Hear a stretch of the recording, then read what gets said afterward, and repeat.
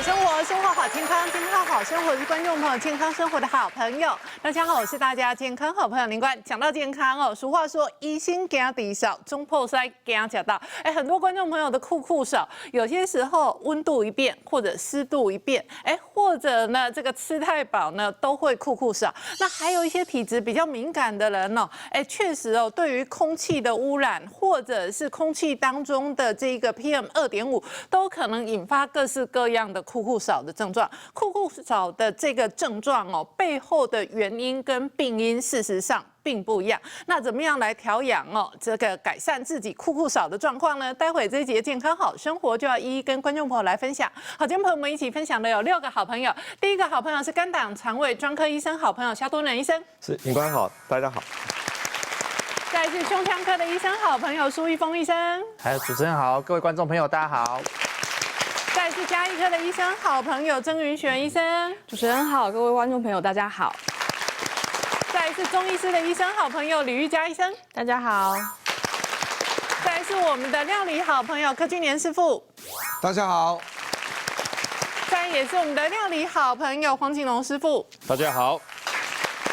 好，先问一下萧医师，酷少的原因爸换，有些人是体质敏感，有些人是温度气候一变哦，就很容易酷少。那还有一些人哦，这个长期找到不明原因酷少。那另外有一种人是这个胃食道逆流或者胃的症状啊，结果反映出来也是不由自主的酷少。肠胃科医师来讲，咳嗽确实有点奇怪了哈，但是咳嗽真的是在肠胃科门诊常见的一个主诉。那通常都已经去耳鼻喉科、胸腔科都绕过一大圈了，所以我们今天讲说这疑心肝底少哈，我先举个例子，其实就是我自己啊哈。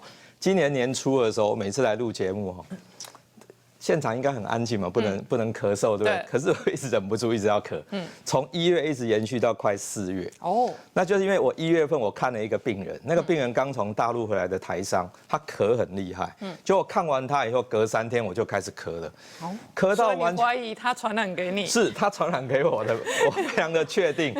可是呢，那一咳很惨，我用了各种药物，包括非常厉害的吃到口袋印很强的那种麻醉性的止咳药，都解决不了。结果最后说啊，难道我自己是会胃食道逆流吗？我真的给他吃胃食道逆流的药，吃了1个月才好了。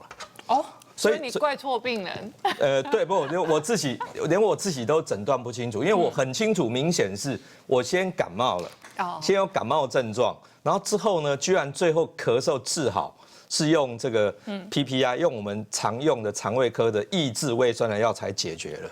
所以有时候在鉴别诊断本来就很难。所以说引发咳嗽的7大原因，我们通常讲说，第一个呼吸道的原因，那呼吸道原因常感冒嘛，或肺炎啊，这些都有可能会咳嗽。那所以倒数第2个咽喉的问题，你感冒的时候咽喉发炎也会咳嘛。那最后最严重的一定要找胸腔科的肺癌问题，一定是。一定是也是咳嗽的原因。可是中间这4个包括鼻涕倒流，鼻涕倒流做，怎么鼻涕一直往后流，然后刺激咽喉也会咳啊。我讲我们肠胃科的胃食道逆流也会咳，然后在过敏性的咳嗽也会咳，还有气喘咳。那中间这4个这个咳呢，就可能没有什么痰。但是假如说是感冒、肺炎或者肺癌，这个可能痰很多。所以我们最起码我们先把这个咳嗽呢，就是分成有痰的咳跟没有痰的咳。假设没有痰的咳呢，可能跟呼吸道的关系就比较小。那只要痰比较多，跟呼吸道关系就比较大。那我们在肠胃科，我最近也碰到一个国小55岁的一个退休的老师，他会咳嗽咳很久都没有好。他已经去看了4、5家耳鼻喉科医师，都去看过。那看过奇怪咳嗽都没有好，最后一个 ENT 耳鼻喉科医师跟他讲说，怪怪呢那也在顾东伯赫他说你要不要找肠胃科试试看？就他才被转过来，我说这听起来，我说有没有痰？他没有痰嘛，好，这个时候我就跟他做胃镜下去看。果然没有错，他是胃食道逆流。OK， 那同时他也是一个紧张的人嘛，那我们就给他药一样就是跟我一样，就给他一点 PPI。PPI 是胃药，对，就是抑制胃酸的药我们叫质子胖普阻断剂。那因为紧张嘛，就给他一点点调节自律神经的药，才把他的咳嗽给缓解掉。真的，可是看完这一段，不要每个观众朋友都找医生拿 PPI 治咳嗽就是说，萧医师刚刚讲的是说胃食道逆流引起的咳嗽，有可能这个 PPI 的的胃药可以改善症状。是，但是这个问一下郑医师，这个门诊你们会遇到咳嗽的原因很多种，胃食道逆流引起的，跟这个感冒或者是呼吸道感染，或者像我有一个另外新闻性节目的向前看的来宾，他在户外都不会咳嗽，他只要一进到电视台的摄影棚，他就会先连续咳个5到10分钟。就有些人的那个敏感哦，就是说空气中一点点些微的改变，可能是空气的改变或者空气粒子的改变，他就立刻咳不停。对，因为咳嗽的原因实在是太多了，所以就是有些人可能咳2天，他就想说自己是不是得肺癌？那有些人又咳了好几个月，然后又挽回又不去看医生。那所以其实我们大家可以稍微看一下咳嗽比较常见的一些原因。那急性咳嗽，一般来说我们咳嗽如果小于3周的话，那我们算是一个急性的咳嗽。那这其中大概有60%其实会跟感冒有关，也就是它可能跟一些病毒感染会有关系，所以可能会合并一些感冒症状，例如说发烧啊、喉咙痛啊，然后流鼻水这些。那有一些人他可能本身就是气管比较敏感啊，敏感性的体质，那他可能就是这个症状会拖比较久，或者是他合并一个细菌的感染，那有可能我们这个症状就是拖超过3周，那我们就称为亚急性的咳嗽。那一般来说，如果说你的治疗是正确的，通常它大概8周以内应该也要慢慢的缓解。如果今天这个咳嗽它已经大于8周，它都没有缓解的话，其实事情就不是拱狼想寻为叫肝单这样子，那有可能就是有一些潜藏的一些过敏啊、发炎，甚至一些病变，例如说心脏啊、肾脏啊、肠胃道的问题啊，这些都要全盘考虑进去。那我其实，在门诊遇过一个30多岁的男性，那他本身大概半年前他开始吃血压药，控制他的血压，他控制的也还不错，所以他都拿长期处方间，就是3个月拿1次药这样子。结果可是后来他发现，奇怪，怎么偶尔就会觉得喉咙痒痒的，想要咳嗽。那他也不以为意，想说反正应该没什么关系，他就偶尔就是喝一下咳嗽药水这样。就有一次药水喝完了，他就拿他妈妈感冒喝剩下的，发现他妈妈的那一罐咳嗽药水效果很好，他就想说，在哪边开的？就跑来我的门诊说，我也要开这一罐，我觉得这罐效果很好，这样。我就说，可是你怎么都没有去查你的原因，就只喝咳嗽药水呢？所以我就初步帮他诊查，发现其实他本身也不抽烟，然后他照 X 光看起来也没有一些明显的病灶，那他也没有其他一些相关，例如说胃食道逆流的症状。所以我那时候其实看了一下他的血压药，发现他吃的是血管张力素转换酵素的一个抑制剂。我们就是常说的是 ACEI，那这颗药其实它最有名就是的副作用就是咳嗽，所以那时候其实我就是怀疑他可能是因为药物造成的一个慢性的咳嗽，所以那时候我就想就跟他解释了之后，我们就是暂时换掉那颗药，结果过了几个礼拜，他的干咳症状居然就好了。对，所以其实一个慢性的咳嗽，如果说它一直都没有缓解，我们不是一味的就是去止咳，而是去找出它的原因。真的，那苏医师，咳嗽基本上其实某种程度也算人体自我保护的一种机制嘛。咳嗽这个病有统计过，它其实是最常看门诊的症状之一对啊，它其实里面的隐藏的诊断上百种，甚至到1000种都有可能所以疑心给他抵烧不是没有原因因为它跨科它不是胸科、肠胃科、神经科或什么一大堆，大家会想到啊。但是有时候我们会担心哪些咳嗽是安全的，哪些咳嗽是危险的，所以我们要注意一些咳嗽危险的征兆。像我最近就有一个病人60、70岁的一个女性她就是咳嗽，但她不以为意，她后来呢就开始有点喘，然后呢声音就没了，声音变沙哑了。这时候才真的也是拖太久了，这时候来一照 X 光，哇，左边已经严重肺积水，看起来就是肺癌造成的对，甚至他声音不见了，哇，这些都是一些危险征兆。比如说，第一个喘，你咳嗽咳到会喘，这要小心就是已经损害到你的心肺功能。如果你咳嗽呢还会胸痛，这要小心这可能是比较严重的一些咳嗽，有时候是心脏的痛，有时候是肺部的疼痛。甚至像这个患者出现的声音变沙哑不见了，这要小心，因为有时候肺癌长得够大的时候会压迫到我们的神经，支配我们的那个声带的神经，然后你声带就会突然麻痹，所以你声音就会不见。你这样吓到很多感冒的观众朋友，很多感冒的观众朋友也是咳一咳，阿玛烧声，那大家烧声拢怀疑被肺癌。所以咳嗽这个症状最麻烦的是它的严重度跟病情没有关联，有些人咳得很严重，只是感冒而已。对，有些人小小轻微咳，一来检查就变成肺癌。对，所以这种那我要怎么判断我到底要不要检查？意思说哇，你咳嗽超过3周，这种还加上一些伴随的危险症状，比如像你痰多啊，或者是我们的会呼吸困难啊、胸痛、胸闷啊、痰的颜色改变，或甚至痰里面出现血丝，或者是声音出不来，你就要小心哦。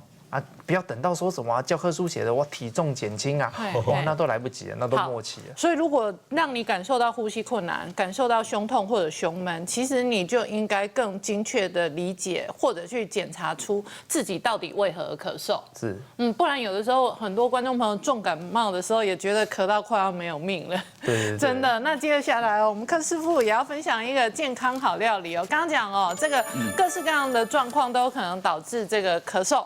那但是体质跟免疫系统的调养可能可以改善我们对抗环境的能力哦。这个师傅今天要分享的是水梨鲜虾鸡，对，要把水梨入菜。对，这个是我们这个季节啊，真的吗？当季啊，当季水梨我刚才削的，然后泡了一点盐水，怕它氧化。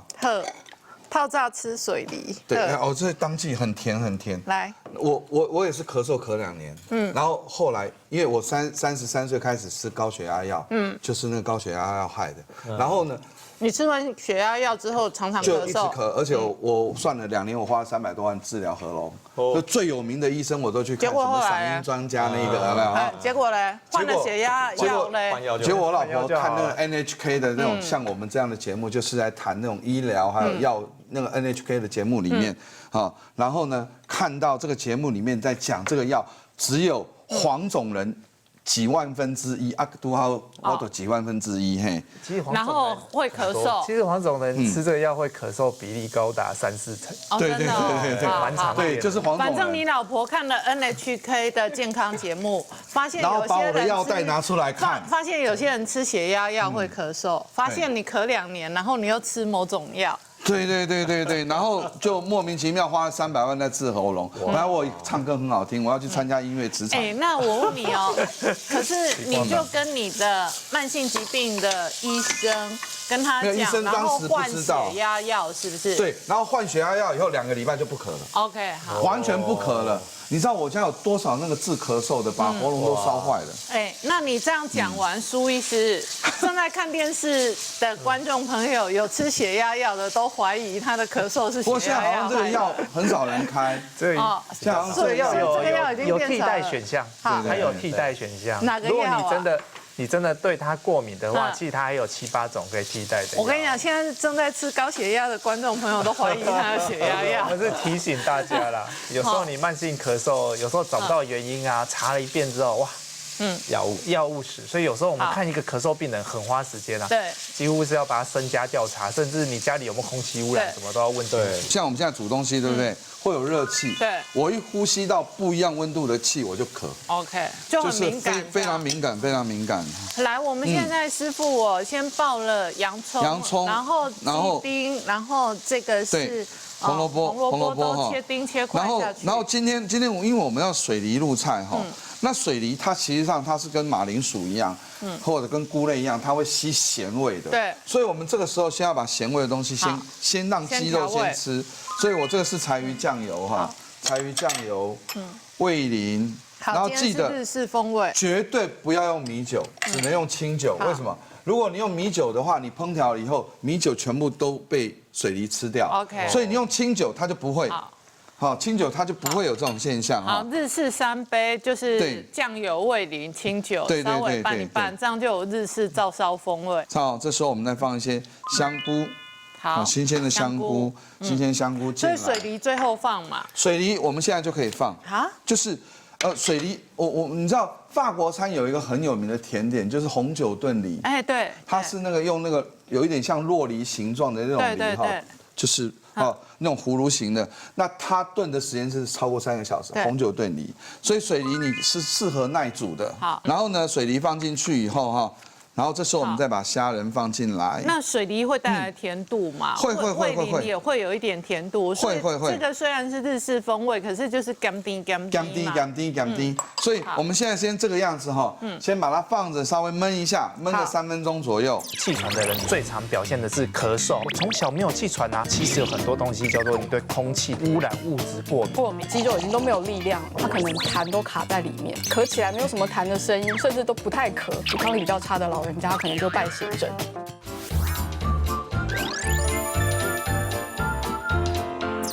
那他同时请教一下这个中医哦。很多观众朋友长期慢性咳嗽看不好，就会找中医调养身体。其实我们中医还是有把咳嗽分成就是外感内伤2大类型啊。刚才那个其他医生有提到，就是胃食道逆流的这个部分，我们是把它列为在胃食道逆流的部分，就不会把它归类在咳嗽这里。那我们以中医来讲的话呢，像比如说一般外感型的咳嗽啊，我们就有分成这3大类，像是风咳。那风咳它一般就是咳嗽的症状起来的很快，但是它也比较容易好，然后它比较症状就是属于喉咙痒啊，然后跟没有痰的症状。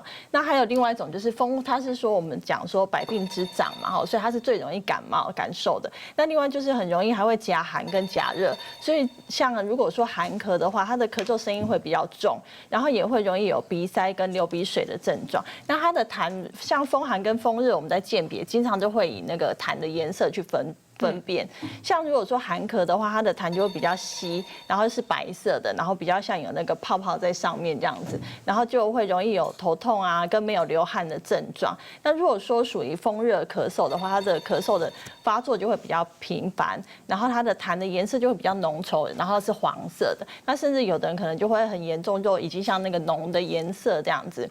然后它会有比较严重的，就是像喉咙发炎啊，跟鼻塞，还有那个流黄鼻涕。可是我就要比较提醒大家的是说，如果你是属于寒热的话，你可能要去鉴别你该吃什么东西。有时候你吃错了，可能会造成你的咳嗽会更严重。像我有一个案例，他是刚好也是被他的朋友传染。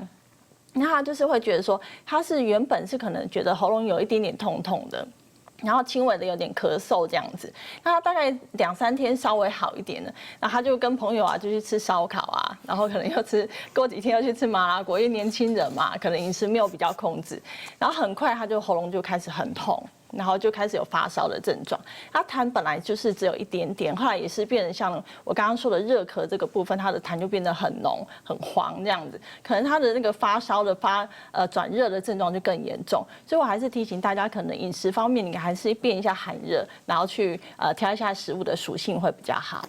好，那同时我们柯师傅这一锅也快要焖好了。哦，好香哦，很香哈。其实就是比较日式的东西。那虾子给它是补充它的一个鲜甜的一个程度哈。然后呢，稍微给它拌均匀，让它整个受热都均匀。实际上我没有再额外再加水，我们刚刚的调味料是实际上是够的哈。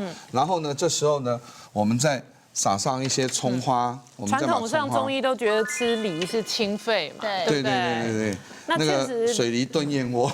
对。感觉是慈禧太后在吃的，然后法国人是红酒炖水梨，它是当甜点，对，法国人是当甜点。然后呢，我们放上一些胡椒粉，胡椒粉进来。其实这一锅菜你也可以加点白木耳，就是也是对肺比较好的。然后稍微拌一下，均匀一下，淋上香油就可以了。好，那我们就来试吃哦。我本来很怕说这个水梨太甜哦，假如是胃食道逆流的，然后会引发咳嗽。就入菜以后啊，都要变咸咸，啊那雄厚。好啊，这个整道又很清淡，不会太油，因为对我们肠胃科来说，太油哈也会诱发逆流，所以刚好又不太甜又不太油，啊加起来再以后加哈，柯师傅其实是厉害哈。因为我们今天在讲咳嗽的问题哈，我要举一个我最近碰到一个病人哈，因为现在是刚好是暑假嘛哈，那前几个月刚好有一个国中3年级哈刚毕业的女生，那她考完高中联考以后呢。妈妈就带来了，其实她来的主要目的是要来减重。好啊，160公分，发育很好的一个女生，75公斤，太胖，太胖啊！她妈说现在反正高中联考考完了嘛，来减重。那我就看她整个，奇怪，这个眼睛眼睛的下眼袋的地方有黑眼圈。那我一看呢，这从经验告诉我说，你鼻子过敏哈。她吓了一跳，说你哪里在？因为你的眼睛告诉我了。她说对我从小就鼻子过敏。好，他说那还用什么药物？哦，就开始讲了，因为15岁的女生居然会长期用药哈，因为她慢慢就讲，她说有啊，我就是国2开始会气喘，那气喘她就去看胸腔科嘛，先看耳鼻喉科，她咳嗽一直没有好。后来就被转到胸腔科，证明是气喘。气喘他开始用药啦，气喘有很多药，包括说喷的啊，喷的有时候没效，喘的很厉害，就开始吃类固醇。类固醇吃了就越来越胖，本来大概60几公斤这1年多，国3嘛，整天都那边读书，慢慢胖到75，好，这下惨了。我说你的体重上升跟吃到类固醇应该有关系，而且他本身又是过敏性鼻炎的人，好，我说还要测一下过敏源，一测果然对一堆东西过敏，好，包括尘螨这些东西。我说这些东西一定要先避掉，这样你气喘才会好。那一般避掉过敏源之后，同时把类固醇停掉，好，那开始减重。他在4个月的时间减了大概12公斤，气喘也好了，好，气喘也好了。那个过敏的鼻子过敏也好很多了。所以我要讲是说，他一开始的那个咳嗽其实应该是过敏咳。好，是过敏咳，但是用一般的方法，一直觉得他是一直用药，一直用药，就用药的结果呢，体重上升，体重上升去压到胃，这个逆流更厉害，这逆流呛到一点点，呛到气管去，就会造成气喘，更加重，所以他后来类固醇就喷了没有效，要用吃的，所以是恶性循环。我们双管齐下，先把他的那个过敏的源头找出来，同时把他这段期间体重的上升也解决掉，逆流也解决掉，所以过敏解决了，逆流解决了，那他的咳嗽当然就解决掉了，这样才都根本解决问题。真的，那问一下郑医师有一些民众会认为咳嗽有痰的时候要特别注意，那干咳比较没问题，真的是这样吗？大家对于鼻涕或痰这种东西，它有一点误解，对。可能大家会觉得这是个不好的东西，所以如果我一感冒一咳嗽，那我就一定要用强效的药把咳嗽跟痰压下来。可是事实上并不是如此哈，因为我们的鼻涕或者是痰其实它都是我们身体为了就是它引发一个免疫反应，那为了把一些过敏源或者是把病原体赶出我们身体，它所产生的一个正常的产物。假设是一个轻微的感冒，那可能在鼻咽喉我们就是比较多鼻水或口水，它是为了要把那个病毒排掉。那如果说它的感染是发生在喉部以下的话，那可能它的气管支气管就会有很多分泌物跑出来，就变我们的痰。那这个时候我们治疗的重点应该是说，假设真的有细菌感染，我们在使用抗生素。那假设没有细菌感染，那我们就是看咳嗽是否能顺利把痰排出来就好，而不是一味就是要把咳嗽跟痰全部都压下来。对。那如果说我们今天的咳嗽它几乎都没有什么痰，那可能就要考虑一些原因，例如说我们刚刚讲到的胃食道逆流降血压药气管过敏这些，它咳嗽本身就不会有痰。那还有一种状况就是，像一些比较身体很虚弱、长期卧床或一些老人，他本身身体肌肉已经都没有力量，他可能痰都卡在里面，所以他可能咳起来没有什么痰的声音，甚至都不太咳，那可能就是大家都以为说，这样可能就没有什么事情这样。可是如果说你这样拖个几天，有时候抵抗力比较差的老人家可能就败血症，那反而是非常严重的。所以我们绝对不能用有痰跟无痰，就是来判断病情的。就是严重度。那我在门诊遇过一个20几岁的女性，那本身是因为咳嗽1个月来求诊。那她刚开始是说她前几天就是发烧喉咙痛全身酸痛，那听起来很像普通的感冒。她就想说休息几天应该就好了，结果后来都没有好，变成开始咳嗽。那她咳嗽就是干咳，然后可能咳到最后有一点点黏黏的那种浓痰这样子。那她想说这样应该也还好。可是后来他看了好几家诊所都没有好，一直咳越来越严重，咳到胸痛，他才来门诊这样。那时候我就是看了他的 X 光片，都已经变成肺炎了。对，然后经过抽血，还有一些进一步的诊查，那后来我们才证实他是梅将军肺炎。那梅将军这个东西，其实它在年轻人跟小孩是蛮常见的，对啊。那它本身其实毒性没有那么强，所以即使有些人已经就是梅将军肺炎了，他可能也不会说我就倒在那边不能动，他还是可以去上班小孩还是会玩这样子。那这个东西如果说你的诊断及时，然后你就是可能吃个几天的红霉素类的抗生素，它就可以迅速的缓解。可是如果你没有正确的诊断，那你可能咳了好几个月，咳到腹肌都长出来，你还是就是不晓得原因。所以这个我觉得不能用有痰或无痰来判断病情那可能还要加上其他的一些条件，才能做正确的诊断。就不用看医生啊，然后他就是喝止咳药自己买来喝，突然就是有一天咳血哦，急诊一照哦，哇，肺部原来已经吃破洞了。说那你要不要试试看把床头柜移到别边去？结果移开差不多1个礼拜，他儿子的症状起码好一半，空气品质测量仪，就一看甲醛跟那个挥发性的有机物都超标。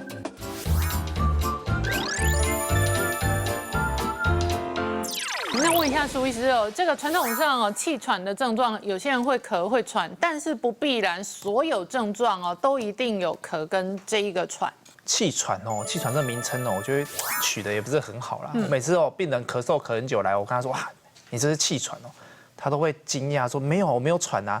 其实我跟大家讲哦，气喘这名称哦，它有喘，可是其实气喘的人最常表现的是咳嗽，高达50%以上哦。所以我有时候觉得台语讲的还比较精准哦，叫什么黑姑哨，后面有时候会加一个咳嗽，这样我们会觉得比较警觉哦。像我们最近有一个咳嗽1年多的一个中年女性来哦，她主要哦，她就是本来在台湾都不咳，但是她去大陆开店，然后就去那边1年多跟先生去，然后就开始去的第1个月就开始咳，然后就在那边因为开店很重要嘛，她暂时回不来嘛，就在那边待了1年多，然后再回来，然后回来再看病。一来呢，我就跟他说，你这个可能就是气喘哦。他说，我从小没有气喘啊，我怎么会有气喘？其实大家要记得哦，有很多过敏哦，我们以前都讲说，哇，你对什么猫毛、狗毛啊，或对食物过敏啊，其实有很多东西叫做你对空气的一些污染物质过敏，这种反而你抽血都验不出来。你抽血验的过敏源只能验说什么猪肉、鸡蛋啊什么，你有验一个过敏源叫 PM2.5吗？没有，因为成分太复杂了。它其实它就像有些人对装潢家具甲醛过敏一样，这其实都验不出来哦。他其实应该是去大陆那边，他就跟我说那边其实空气真的蛮差。其实我一给他测肺功能哦，他只有咳嗽症状还没有到喘哦，但他肺功能已经减少了30%哦。所以是因为老化还是因为去大陆？他跟同年纪的人比，所以不是老化，不是老化，对，他是跟同年纪的人比，他居然已经少了30%。所以我们肺是一个很坚强的器官哦，它虽然一直咳嗽，你要到喘哦，肺活量要掉了50%才会喘。就掉我们平常正常呼吸，我们日常生活都只用到1/5的肺功能，就是你的肺功能可能掉了1层2层，你没有感觉。对，3层4层到5层，你慢慢的运动会有感觉这个人掉3层了，他还惊讶，开始气喘治疗，然后接下来他也不敢去大陆工作，我要跟他先生说，我不跟过去了，我不去了，再去没命了。对，然后他在门诊好好治疗4、5个月哦，最近验肺活量，有回来2层了。所以这个是可逆的。对，因为它是一个，就是如果你在好一点的环境，你有可能把它养得好一点。对，它就是规律的吸我们的气喘的药啊，好好治疗啊，它算是一个配合度还蛮高的。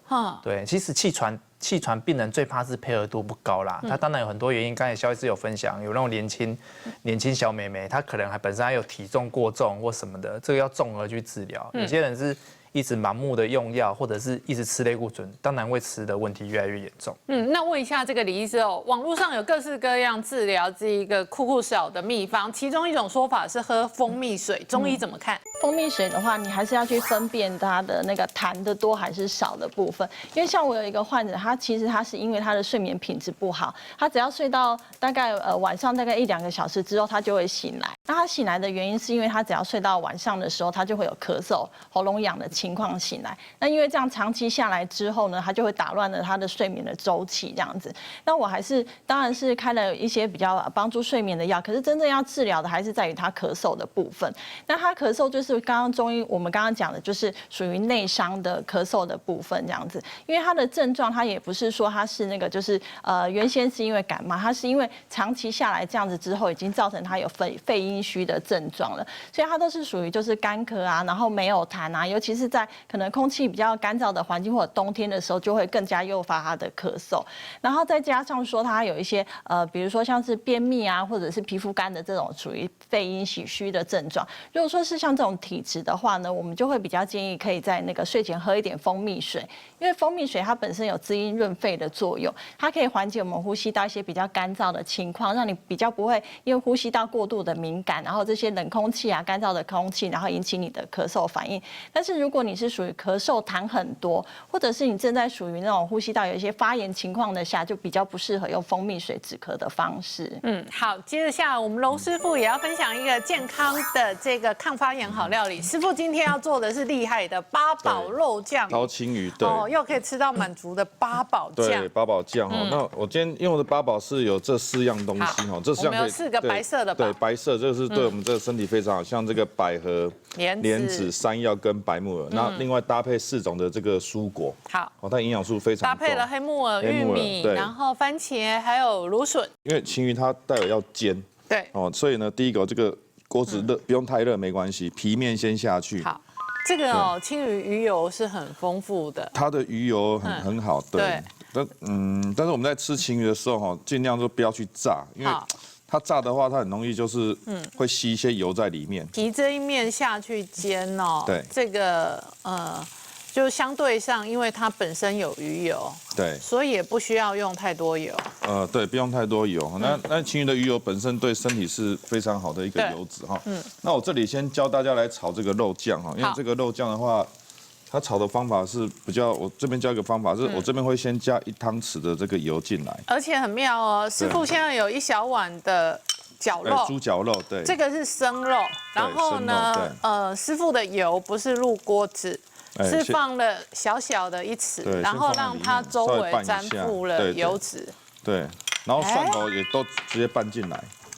对，在这里先拌。对，都先拌进来哈。好，因为最主要今天炒这个肉酱的话，是要教大家把这个肉酱它的香气炒出来。所以我们用这个方法来做的话，是在家里做会比较快速。所以先酌量的油稍微拌了一下这个肉燥，然后跟蒜头。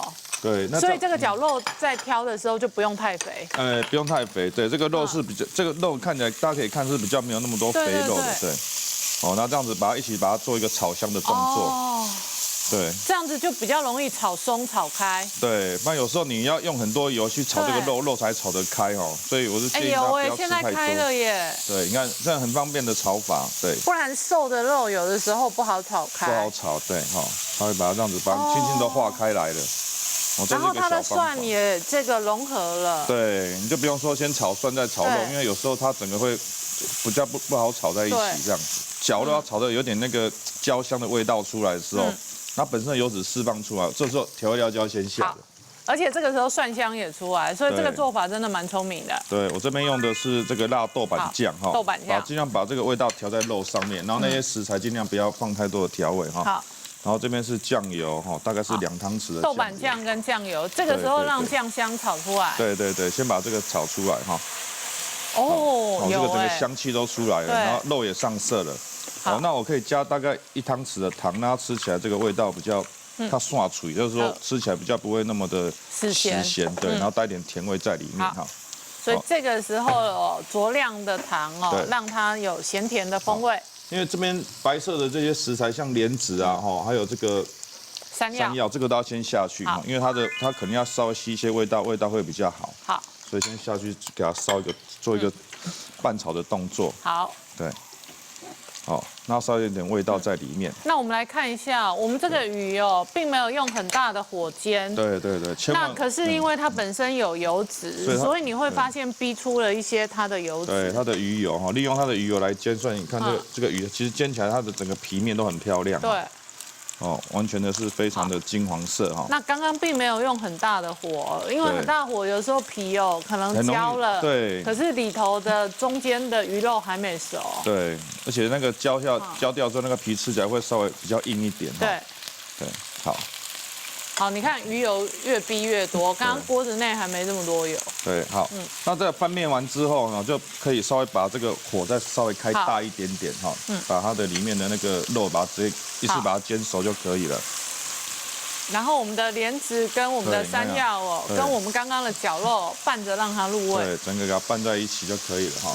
好，那这时候就依序把这些剩下食材都把它放进来哈，像这个白木耳干的白木耳、黑白木耳都可以下。然后黑木耳，然后这个是新鲜的玉米就把那个玉米粒把它切下就可以了。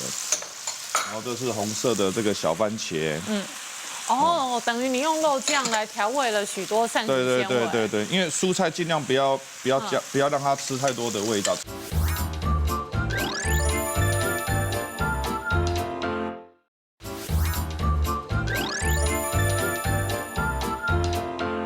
那这个百合要最后再放，因为百合太早放的话，它很容易就是黑掉。好，然后我们放酌量的水。对，少许的水就可以了哈。好，然后呢，我稍微把它盖一下，让这些蔬菜等一下焖熟再拌一下。好，焖它的同时，请教一下这个苏医师哦。刚刚讲哦，很多人对于空气中、环境中的各种这一个粒子或者毒素很敏感。所以呢，不是只有传统的 PM2.5而已。有一些人，比方说房子刚装潢好，然后在家里头，结果也是酷酷烧，那里头搞不好有对家具、甲醛跟化学物质的过敏。就是我自己的案例啊，就是有一天我们买那个新的柜子啊，那柜子也算是有品牌的啊，然后回来就还没拆嘛。某一天我把它打开了，我就闻到有一种刺鼻的酸味啊。那身为一个专业的空气污染专家，我家里都有那个测空气污染的那个仪器啊，真的哦。对，我就拿起来给它放进去测一测，然后那个仪器呢，它本来有一个警示装置，它会叫的，我从来没听过它叫，它放进去就马上开始叫，哔哔哔哔哔哔哔哔哔哔哔，所以它遇到新柜子就叫了我不停。对，然后原来是它测到里面的甲醛哦，还有那种挥发有毒的气体哦。超标了啊！其实它甲醛它的上限它只能测到10 ppm 啊，它就测到满了，所以我也不知道它上限多少。这其实很重要，就是我们其实买一些新的家具哦，都要注意哦，或者是你家里有一个新的装潢哦，你刚装潢完的房子哦，你进去哦，其实不要抢着新居落成进去哦，里面都还蛮毒的哦，你可能会吸到很多甲醛啊、苯啊，很多空气污染。这时候最重要的是窗户通风，像这柜子哦，买回来不应该摆着，就是应该要把它打开，然后让它空气散，像我就把它打开，然后用电扇开始吹它。那其实以前有做研究哦，你一开始这样吹，当然它瞬间它的空气污染，它的那些有机挥发物质会降得很快，可是呢，它会持续之后还是慢慢释出，可能持续5到10年。所以你家里越多新家具，越多新装潢，你住在这个环境下哦。其实可以说是吸更多的空气污染，而且这些空气污染其实都是还蛮有高度致癌性。像我自己哦，还有另外一个，有一次门诊哦，前后来了，分别就是2个装潢师傅，一个是50岁，第二个呢就20岁而已，2个都是气喘，而且第一个装潢师傅更严重，那肺活量已经少了50%了，然后呢还有心脏病，然后他看完这么严重呢，他出来下一个进来呢，年轻师傅他才做2年而已，气喘，肺活量刚下降1成，所以要赶快改行。他就劝他说：哇，你还年轻呐，你赶快换工作啦！一问为什么？因为他们工作根本就是在高度粉尘下作业，咳嗽常常也跟职业有关系，像我们的。柯师傅和黄师傅啊，他们做油烟哦，它其实也是一种高危险群哦。真的。那我们同时哦，师傅这个鱼也煎好了。对。那我这里呢，先把这边刚刚焖炒的这些时蔬哈，对，稍微你看它，因为它的颜色都出来，稍微给它拌一下。它也焖熟了。那像刚刚我这个煎好的鱼啊，对，我这里先把它关起来，然后呢，稍微把这个鱼哈，把它放进来。哦。对。对，所以我们鱼先放进来。对，鱼先放进来。你看我锅底都是鱼油。对，这个鱼油非常的多，那这油千万不要再下去了哈。对，就不要。有些人会这样子煎完鱼之后，把剩下的鱼油拿来炒菜呀什么的。对，就是说也不浪费，但是相对的也是好的油。比较不适合哈，因为这个我这边稍微放一个位置，然后把刚刚像这个百合的东西哈，给它放进来，稍微整个给它用里面的热度啊。整个拌炒在一起，这样就可以了。百合如果你穿烫的话，你没有赶快泡冰水的话，整个百合很容易就黑掉了。对，然后稍微给它拌炒，用热度来把它拌炒之后就可以了。好，那我们就来上菜哦。今天用的食材呢，不管是这个白木耳啊，还是这个莲子哈，还有这个百合，都是白色的，鱼肉也是白色的，白色入肺哈，这样是可以养肺的。但是我刚吃的时候真的很好吃，可是我咳嗽咳了1声，我赶快去仔细找一下到底什么问题哦，里面放了辣椒，好，所以假如说咳太厉害，辣椒还是斟酌，不能放太多了哈。我们咳嗽的时候，有时候医师为了要止咳哈，我们常会开一些药物嘛。但是当然最重要还是根本的问题到底是什么哈？那我曾经碰到一个75岁的女性病人哈，她跟我看糖尿病已经相当久了，但是他的就是糖尿病控制的还可以，可是呢，因为已经20-30年的糖尿病病史，他有点神经的病变，所以他肠胃也不太好，因为我们肠子的蠕动都要靠自律神经嘛，所以他有神经病变之后有一点便秘的问题。那便秘的问题，我们开一点软便的药给他，本来也都已经不错，控制得很好了。可是年初的时候他开始出一点问题，他去咳嗽了。咳嗽我第一次开简单的咳嗽药，我们 Medicom 我们开一下，结果他没有比较好。那后来他就没有再跟我提咳嗽这个问题了。他自己居然跑去西药房买药。他去西药房买药，买了一些止咳药。他说我吃这个比较好，他就吃了一段时间。说下次回来的时候跟我讲，肖医师我已经3天上不出来了，完全上不出来。那我们当然仔细去看说他到底是吃了什么止咳药，一看呢，哇，里面居然有codeine，有可待因。这个案例事实上是发生在2年前的过年的时候。那后来在前年就2017年的9月，卫生署就下令了，所有的 OTC 就是你可以买得到的成药呢，里面就不准有可待因。因为可待因是我们医师变成医生处方签了。对，也就是我们在处方的时候，我们会很小心用。因为用太多，有时候虽然它会止咳，可是呢，它也同时呢会让肠胃的蠕动变慢。我们现在目前我们国家规定是12岁以下是绝对要开那个药，非常的小心。然后所有成药里面是不准含有这样的成分。我想这样子大家用药才有保障嘛。特别小朋友要使用这个要很小心，一定要经过小儿科医师诊断以后，觉得要用才来用，不要轻易去使用的。真的，而且苏医师也要提醒观众朋友，止咳药这个用药要很精准。对，其实，在台湾要买一些成药或药水其实太方便了，所以有些病情会因此被延误像我们的病人就有一个50多岁的男性他就是咳嗽嘛，他觉得怎样不用看医生然后他就是喝止咳药，自己买来喝到后来呢，就咳2-3个月，突然就是有一天咳血而且那个血量也不少，直接就送进急诊急诊一照哇，肺部原来已经吃破洞了，意思就是说细菌在里面养到已经把它肺吃掉了，变成一个肺脓疡肺脓疡细菌还甚至吃到血管，所以血管破掉就喷血了。这种其实我们肺咳血我们是最害怕，因为肺咳血它死亡率并不低因为它出血会塞住我们的气管，而且血液是一个很好的营养的东西，里面的细菌就会拼命的长，然后又会塞住他的气管，所以这个病人当天就进加护病房，治疗了3个多月这真的是出不来，因为他肺脓疡败血症又变成心脏衰竭又变成肾脏坏掉多重器官衰竭才50多岁而已最后就在加护病房过世所以这就很严重，所以我们有时候这个止咳药成药很容易买得到，可是会因此延误病情有些成药它下的药也会比较重像刚才讲的这可待因因为它这样喝了才会有效。可它其实有很多副作用，无论是便秘而且它也有一点成瘾性有些病人哇喜欢喝药水喝到很开心每年都要喝10几20瓶真的这种病人其实很多其实就是对这些药物都有一点成瘾性。对。真的，那问一下郑医师有些时候这个病人来问诊的时候，医生会问白天比较咳，或者是晚上比较咳，请问这有什么差别？这个我是要先分享一下我朋友的例子。那我朋友他的小孩就是幼稚园中班的一个小男生，那他原本其实也只是轻微的鼻子过敏，对可是有一阵他突然就是夜咳得很严重，而且白天都还好，他就是晚上咳，就是咳得很明显这样。然后那时候带去给医生看，也没有什么感冒的征兆，所以那时候我就问说，那你们家最近环境有没有什么改变？然后妈妈回想才说，他前几个礼拜去淘宝淘了一个就是床头柜 ，OK， 对，然后他这样回想起来，对，家具，就想说，好像那个床头柜来了之后，他儿子才开始有这样喘，然后就是晚上咳到就是快要不能呼吸这种症状。那我就说，那你要不要试试看把床头柜移到别间去，移到窗边，然后去别间让它通风一下，这样。